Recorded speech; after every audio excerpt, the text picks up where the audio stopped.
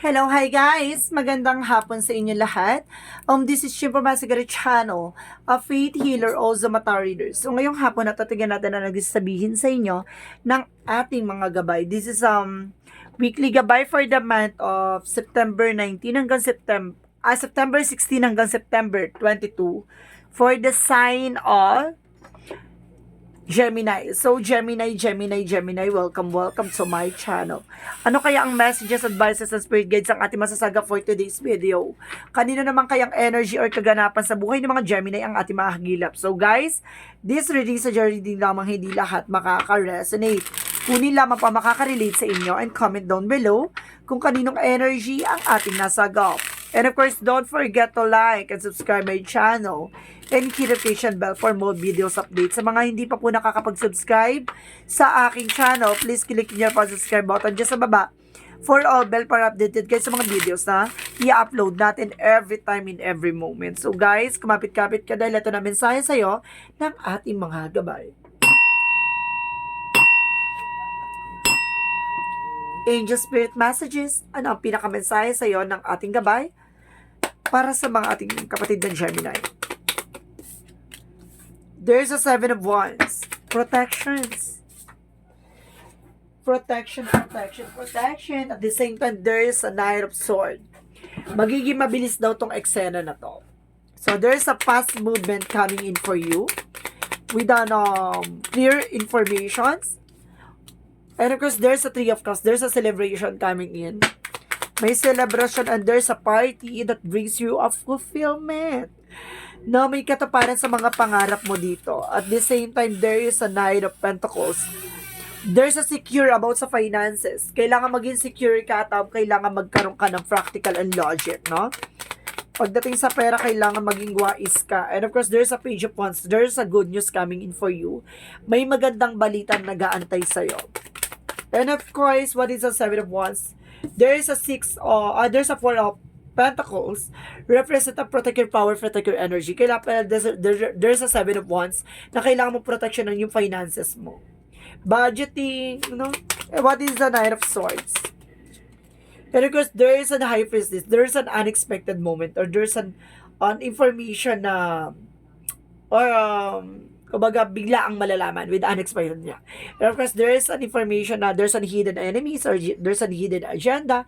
Magiging mabilis lang to. So, what is the Three of Cups? There's a Chariot card. May parating dito ng celebration. Or there is an event, party, wedding, binyag, or something. And of course, there's a Magician. Manifestation in God will, no? Kumbaga ito yung hinihiling mo na maaring matupad na.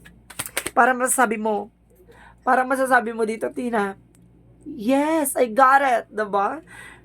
Yung parang, and of course, ini-embrace mo talaga yung fulfillment, diba? Yung parang, may goodness. Kumbaga, ito yung, maaaring baka makuha mo yung loans or something, diba? Or, yung promotions, diba? Kumbaga, there's a celebration. What is the King of Pentacles?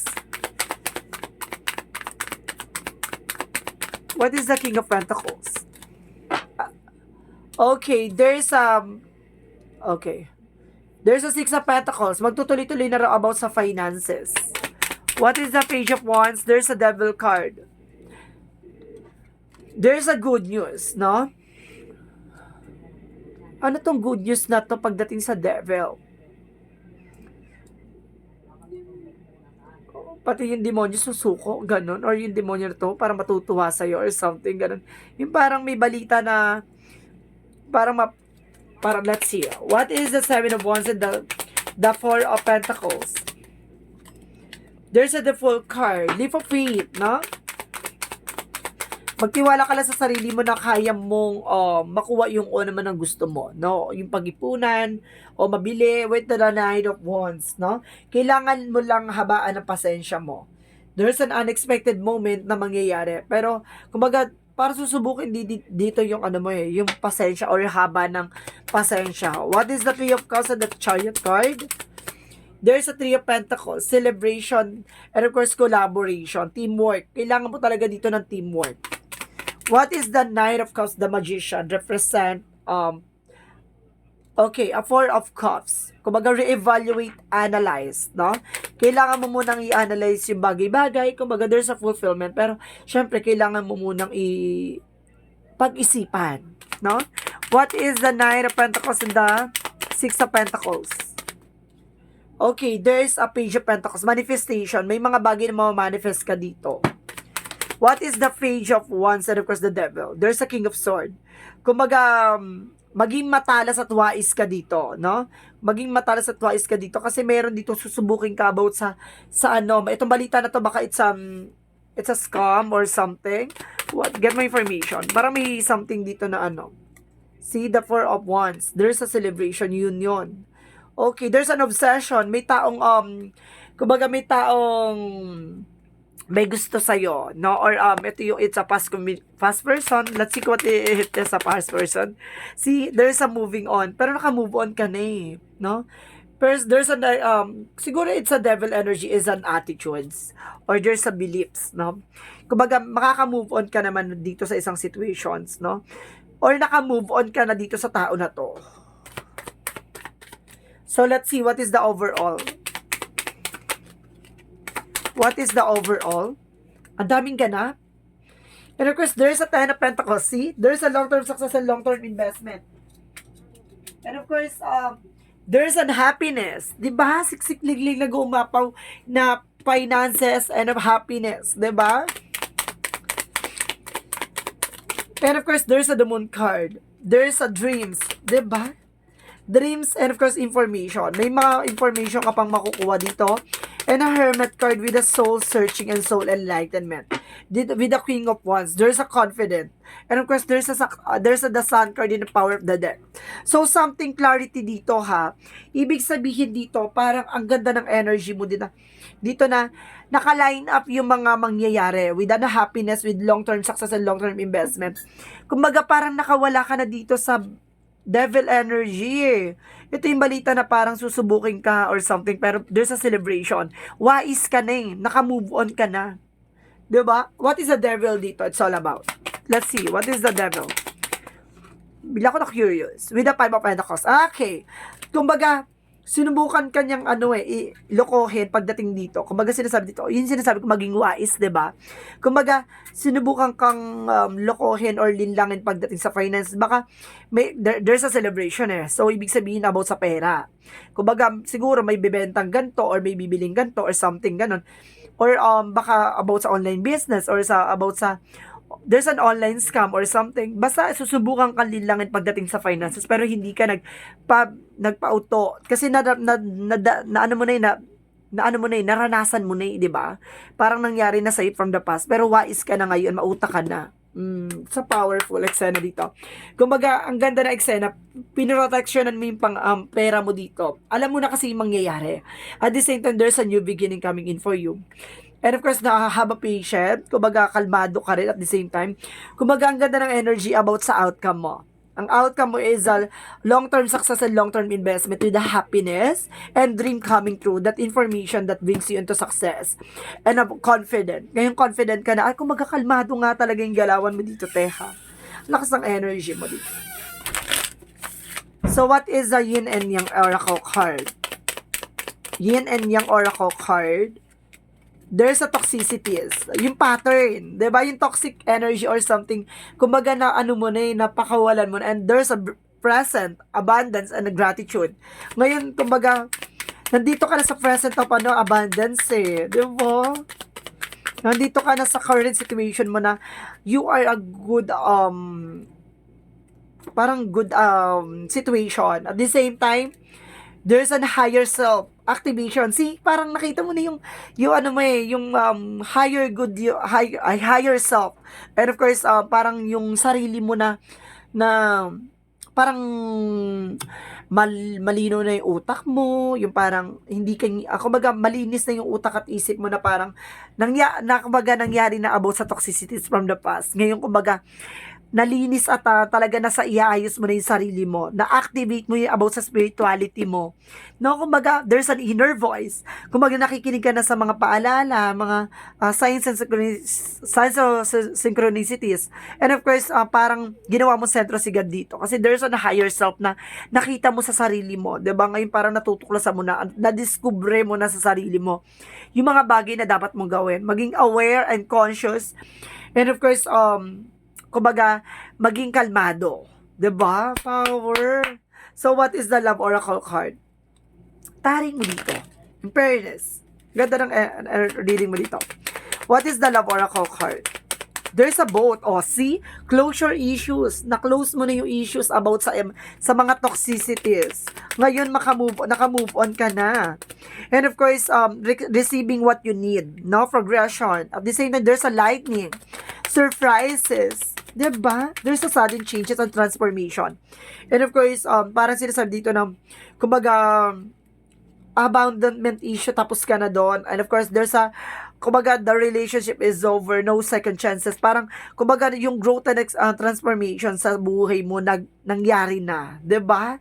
Kumbaga, ano to kaliwanagan at, kaliwanagan ka sa kaisipan. Parang ganon. So, what is additional messages?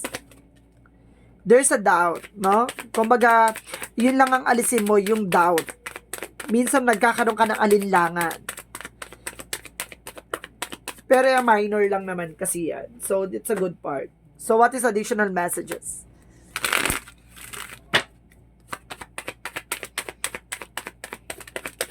And there's a goddess insight, no? Kumbaga, nagiging aware ka na kasi may mga pasilip or may mga bagay na nakikita ka na. Kumbaga, hindi ka na basta-basta, naniniwala sa mga bagay-bagay. Kasi parang may pasilip sa'yo At the same time, there's an evolution. Nagbago ka na Binago ka ng eksena dito. So, what is the romance angels?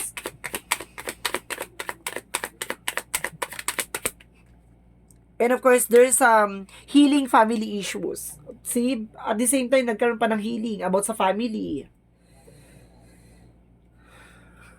Talaga something na naliwanagan ka dito. Something na naliwanagan ka, natauhan ka, something na, kumbaga, kumalma ka, di ba?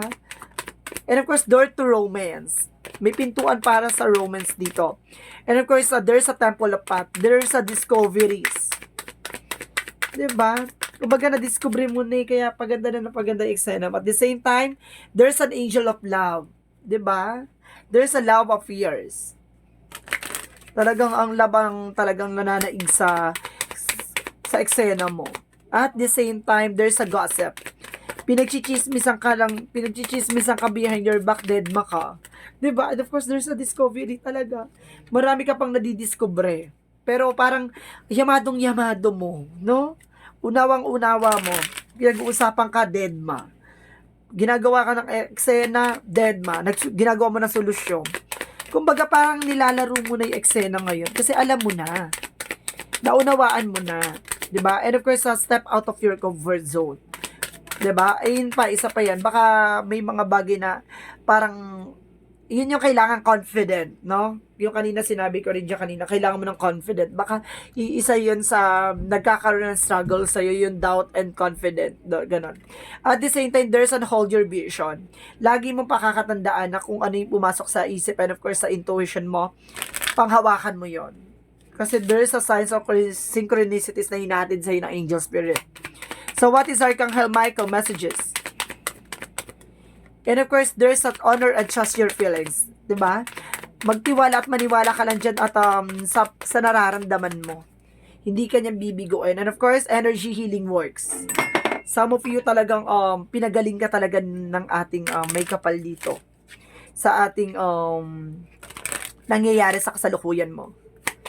Kumbaga talagang binago kayo sa dami mong dami mong naranasan. There's a teaching, ang dami mong natutunan. Kumbaga na it's a part of your life na inspire ka din sa lesson ng buhay mo. There's a builder, 'di ba? Pinalakas at pinatibay ka na. So what is the Jesus loving quotes? At the same time, there is a nothing shall be impossible to you. So, ibig sabihin, pagdating sa'yo, wala nang imposible. No? Kumbaga, ano siya, kung ano ka dito, balanse. Protection, pinoprotection ng may yung nagkaroon ka ng security about sa finances. Pagdating sa love life and sa love life mo naman, parang go to the flow. 'Di ba? There's a 0-0. I am observant. Ayun, isa pa yan, 'di ba? Naging observant ka. Yung parang nakita, parang aware ka and conscious ka sa nangyayari. 'Di ba? Angel asks for your attention. So open your eyes, listen and think about everything that is happening. Trust your intuition and follow their guidance without any delays. Focus inwards through meditation and prayer. See? Di ba? Naniniwala ka, nagtitiwala ka sa nararamdaman mo. Kumbaga, energy healing work, siguro meron ka ng spiritual abilities. Okay. Okay, thank you. Kaya pala meron ka ditong higher self-activation. Kumbaga, you have abilities. Kumbaga, parang na-activate mo yung kakayanan mo. Na there's an insight. Yung parang makakaramdam ka. Kumbaga, gano'n. Kumbaga, naging kalmado ka na kasi nararamdaman mo yung mga tao sa paligid mo. Naging aware ka at the same time. Diba? Ayun yung aware and conscious. Diba? Kumbaga, na-activate mo yung katangian na kaya mong silipin ang mangyayari sa hinaharap. At sa kasalukuyan. Power. Diba? There's a spiritual activation talaga na nangyari. Kaya pala, Goddess Insights. Ito, guys. Goddess Insight. Ayan o. Goddess Insights. Diba? Ang galing. Galing.